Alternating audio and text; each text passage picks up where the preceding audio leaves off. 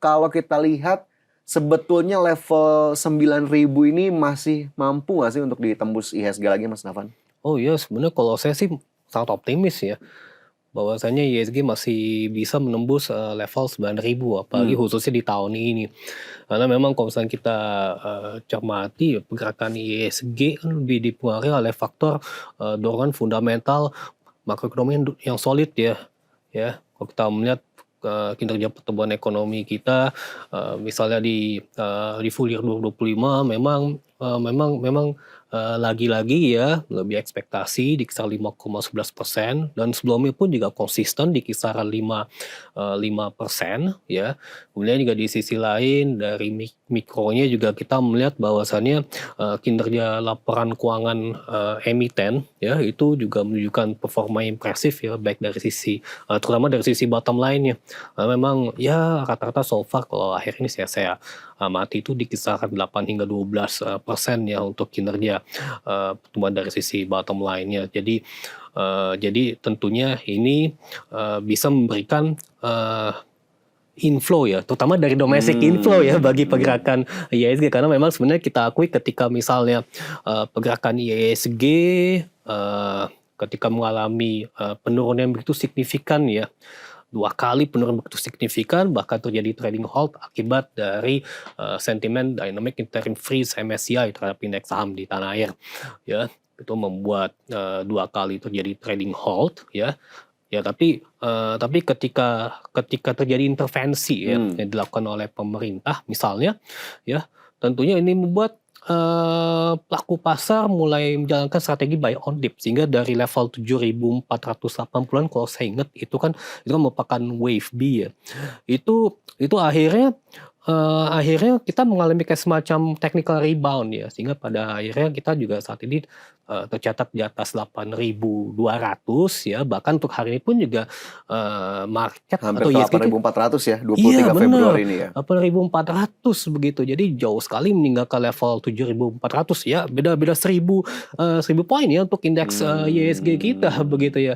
Ya sehingga ini saya pikir bahwasannya para pelaku pasar benar-benar mengapresiasi ya, khususnya terkait dengan dinamika reformasi pasar domestik tanah air ya, pasar modal di tanah air. Itu yang paling utama sih kalau menurut jadi saya. memang akhirnya banyak sokongan, jadi memang tidak menutup kemungkinan level 9.000 tetap bisa kita tembus ya dalam beberapa waktu ke depan. Tapi kalau kita balik lagi ke kemarin soal MSCI, Mas Nafan, sebetulnya dengan pembekuan dari MSCI sendiri yang akhirnya kita kena trading halt 2 kali gitu ya. Iya, betul. Signifikan banget nggak sih arus dana asingnya di pas kejadian MSCI kemarin itu? Memang saya akui benar-benar terjadi capital outflow yang begitu signifikan ya, bahkan kalau secara year to date saja saya ingat tuh di kisaran 20 triliun lebih begitu ya.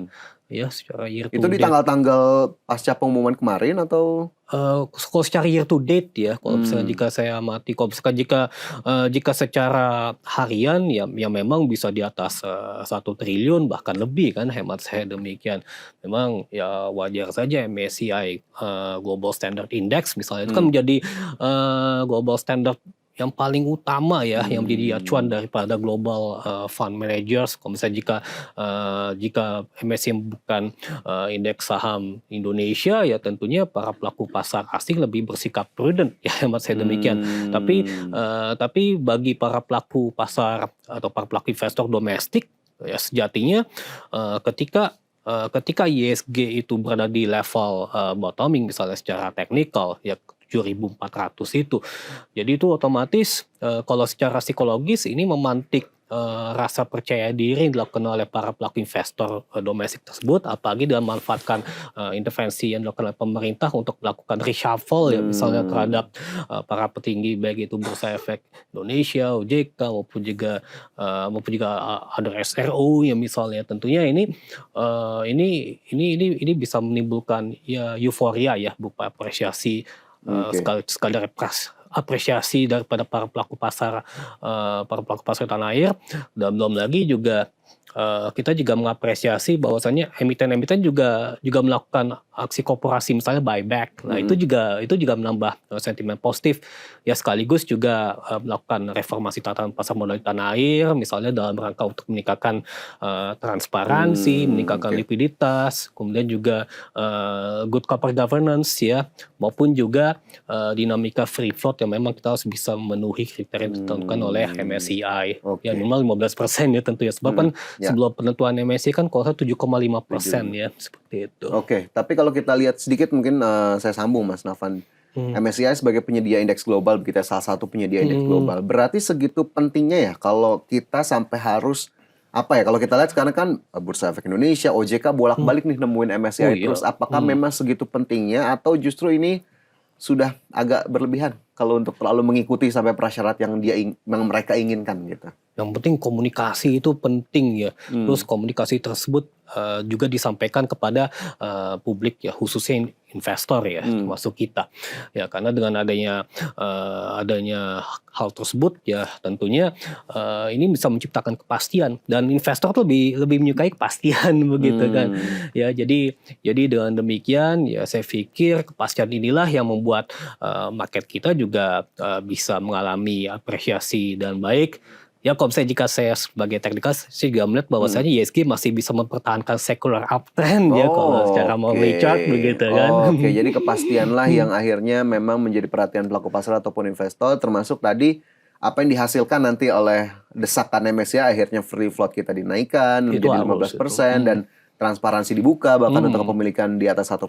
Jadi ya mungkin efek ataupun hal-hal baiknya juga dirasakan oleh pelaku pasar pada akhirnya. Betul. Oke, kalau kita lihat soal tren positifnya sendiri untuk pasar kita atau indeks harga saham gabungan, apakah kemudian memang tadi yang Mas Nafan sebutkan sudah mulai optimis lagi nih, sudah mulai percaya lagi? Apakah ini menjadi sinyal awal kembalinya fase bullish yang memang sempat diproyeksikan sebelumnya kemarin? Oke, ya selama ISG masih bertahan jauh di atas 7.400 ya, berarti kan otomatis kan bentuk minor wave baru lagi ada 1, 2, 3, 4, dan 5 begitu kan. Jadi otomatis saya pikir ISG kita berada dalam minor impulsive wave ya. Memang saya akui fase bullish pun juga masih terlihat dengan jelas.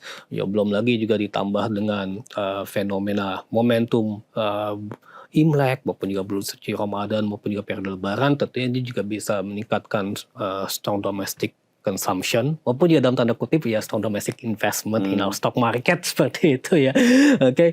Nah, jadi memang kalau yang saya ingat tuh sebenarnya ISG ini memiliki level resistance antara 8.525 hingga 8.575 itu sebagai wave 3 minor. Tapi kalau misalnya jika euforia juga bisa semakin kuat, maka dari itu terdapat level resistance lagi di kisaran 8.980. Ya sebenarnya sih hampir ke level 9.000 begitu ya. Tapi kalau misalkan kita mengaca ke performa ISG selama 25 tahun terakhir nih misalnya nih, ini kinerja ISG baik itu di kuartal 1 maupun juga kuartal kedua ya, itu selama 25 tahun terakhir tuh ini rata-rata positif loh ISG begitu.